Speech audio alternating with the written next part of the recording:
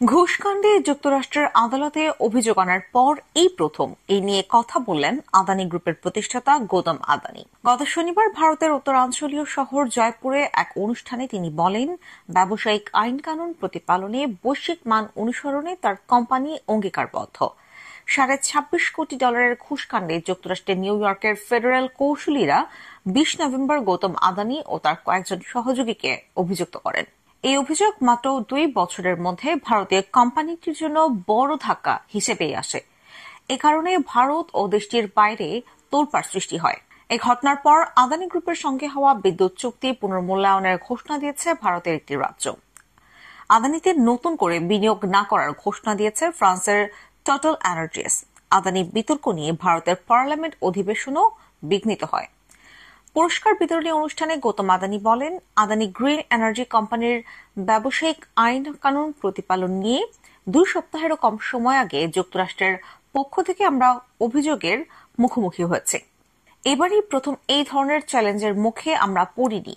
মার্কিন কর্তৃপক্ষ অভিযোগ করেছে, গৌতম আদানি, তার স্বজন ও আদানি গ্রিন নির্বাহী পরিচালক সাগর আদানি এবং আদানি গ্রিনের সাবেক প্রধান নির্বাহী কর্মকর্তা ভিনেত এস জৈন ভারতের বিদ্যুৎ সরবরাহের চুক্তি নিশ্চিত করতে ঘুষ দেওয়ার পরিকল্পনায় অংশ নেন এবং যুক্তরাষ্ট্রে তহবিল সংগ্রহের সময় মার্কিন বিনিয়োগকারীদের বিভ্রান্ত করেন। অবশ্য আদানি গ্রুপ সব অভিযোগ অস্বীকার করেছে। এই অভিযোগকে ভিত্তিহীন মন্তব্য করে সব ধরনের আইনি আশ্রয় নেওয়ার ঘোষণা দিয়েছে ব্যবসায়িক গোষ্ঠীটি।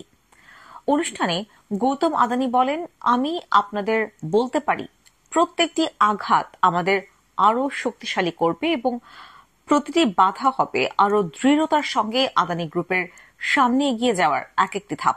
আদানি গ্রুপের চেয়ারপারসন বলেন, এখানকার দুনিয়ায় প্রকৃত সত্যের চেয়ে নেতিবাচক খবর দ্রুত ছড়ায়। আমরা আইনি প্রক্রিয়া এগিয়ে যাওয়ার কাজ করছি।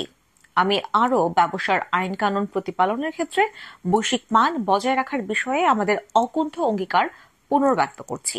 ভারতীয় ধনকুবের গৌতম আদানি ঘুষ প্রতারণায় যুক্তরাষ্ট্রে অভিযুক্ত ঘুষ দেওয়ার অভিযোগ ওঠার পর ভারতীয় ব্যবসায়ী গোষ্ঠীটি বড় ধরনের সমস্যায় পড়ে। আদানি গ্রুপের পক্ষ থেকে জানানো হয়, শেয়ার বাজারে তাদের কোম্পানিগুলোর শেয়ারের দাম কমে যাওয়ার কারণে তারা $5,500 কোটি হারিয়েছে। অবশ্য পরে কিছু অংশীদার ও বিনিয়োগকারী কোম্পানিটির পাশে থাকার ঘোষণা দিলে ঘুরে দাঁড়াতে শুরু করে আদানি গ্রুপ।